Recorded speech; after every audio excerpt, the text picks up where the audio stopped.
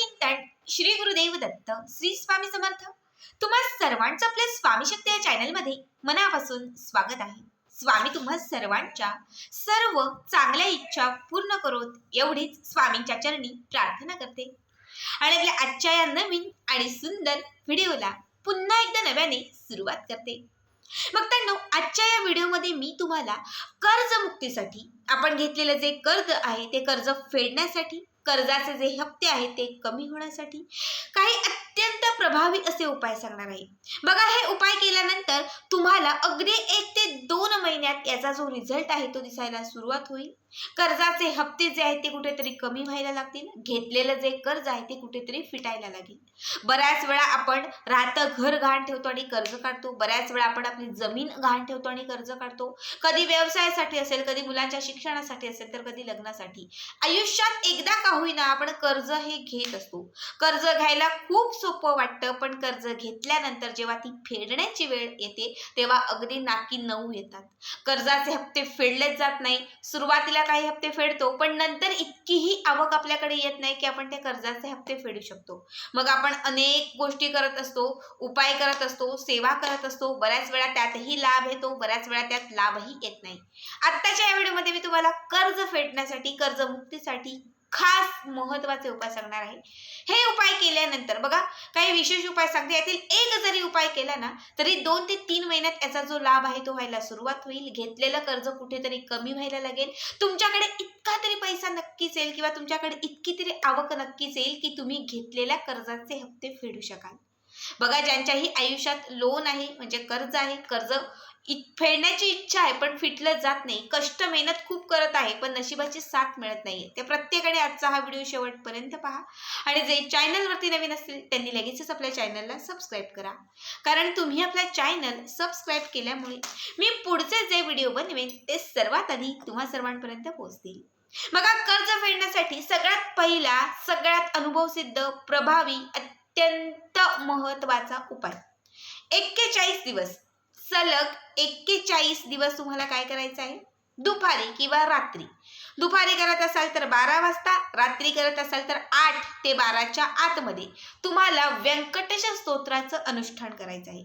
व्यंकटेश स्तोत्राचं अनुष्ठान कंटिन्यू 41 दिवस, मासिक धर्म असेल ते 3 ते 4 दिवस फक्त स्किप, बाकी पुढचे सर्व दिवस काउंट करायचे।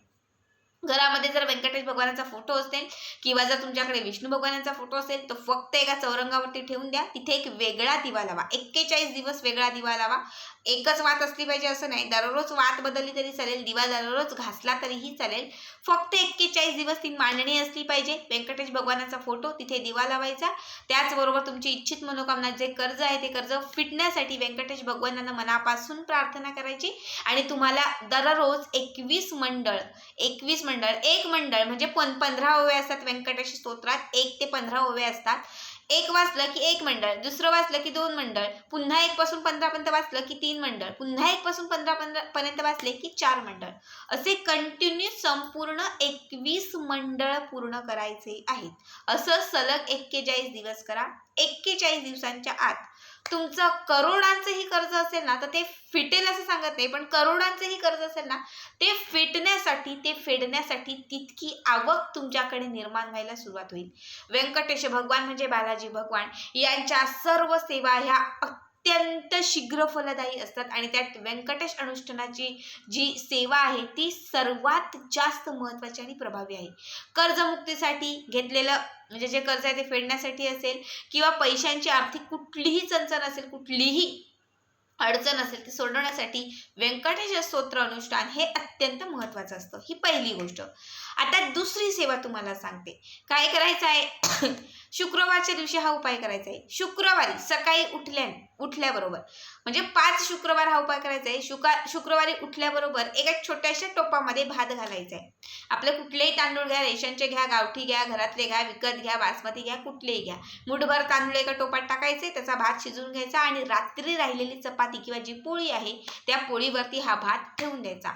रात्री एक पोळी आवर्जून ठेवून द्या उपायासाठी, दुसऱ्या दिवशी आपल्याला ती काम येईल। म्हणजे गुरुवारच्या दिवशी एक पोळी रात्री झोपताना राखून ठेवा, शुक्रवारी ती पोळी घ्या शिळी आणि त्याच्यावरती शिजवलेला भात ठेवायचा, इच्छित मनोकामना व्यक्त करायची आणि कुठल्याही गाय मातेजवळ जायचं। आजूबाजूला जिथे गाय माते असेल, गाईचा गोठा असेल किंवा जर तुमच्याकडे कुठेही गोशाळा असेल तिथे हे सर्व घेऊन जायचं, गाय मातेला ते खाऊ घालायचं, कर्जातून मुक्ती होण्यासाठी तिच्याकडे विनवणी करायची आणि घरी निघून यायचं. असं 5 शुक्रवार करायचं. 5 शुक्रवारांमध्ये तुम्हाला भरपूर लाभ व्हायला सुरुवात होईल. तुमच्या आर्थिक अडचणी सुटायला लागतील. कर्ज जिथे फिटत नव्हतं, हप्ते फेडण्याइतकीही आवक नव्हती, तिथे तितकी आवक निर्माण व्हायला सुरुवात होईल. आता तिसरी गोष्ट, तिसरा उपाय तुम्हाला सांगते. खूप जास्त कर्ज झालंय, काही केल्या कर्ज फिटत नाहीये, कर्ज वाढत चाललेलं आहे, व्याज वाढत चाललेलं आहे, राहतं घर गहाण आहे, डोक्याला खूप टेन्शन आहे, काय करायचं? तर तुम्हाला 1.25 महिना कंटिन्यू 1.25 महिना, ठीक आहे, 1 महिना आणि तुम्ही अगदी 30 दिवस 15 दिवस काय करायचं आहे? कुठल्याही पिंपळ वृक्षाजवळ जायचं आहे. पिंपळ वृक्षाजवळ जा किंवा एक पिंपळाचं छोटंसं रोप कुठून तरी आणा आणि ते एका छोट्याशा कुंडीमध्ये लावलं आणि तिथे तुम्ही हा उपाय केला तरीही चालेल. जर घराच्या आजूबाजूला कुठेही पिंपळ वृक्ष असेल तर तिथे जा. बघा, पिंपळ वृक्षावरती देवांची वस्ती असते, भगवान श्री विष्णूंची, आणि त्याचबरोबर व्यंकटेश देवांचीही वस्ती याच्यावरती असते, माता लक्ष्मीची वस्ती असते. देवी शक्तीने पवित्र असलेलं हे झाड आहे. जेव्हा तुम्ही या झाडाचं पूजन करता तेव्हा तुमच्या आयुष्यातील दारिद्र्य, दुःख, संकट, विघ्न ह्या सर्वांतून तुमची मुक्तता होते. आता आपल्याला काय करायचं आहे? तर कुठल्याही दिवसापासून या उपायाची सुरुवात करायची आहे. पिंपळ वृक्षाजवळ जायचं आहे. गेल्यानंतर तिथे तुम्हाला एक दिवा लावायचा आहे, म्हणजे एक दिवा प्रज्वलित करायचा आहे आणि त्या पिंपळ वृक्षाला 21 वेळा प्रदक्षिणा घालत, प्रत्येक वेळी व्यंकटेश भगवानांचं स्मरण करत, इच्छित मनोकामना व्यक्त करत, तुमचं जे कर्ज आहे ते फिटण्यासाठी व्यंकटेश भगवानांना तुम्हाला मनापासून प्रार्थना करायची आहे आणि तुम्हाला त्या पिंपळ वृक्षाला, ते जे पिंपळ वृक्ष आहे त्या पिंपळ वृक्षाला 21 प्रदक्षिणा घालायच्या आहेत. असं 1.25 महिना करा. किती? 1.25 महिना.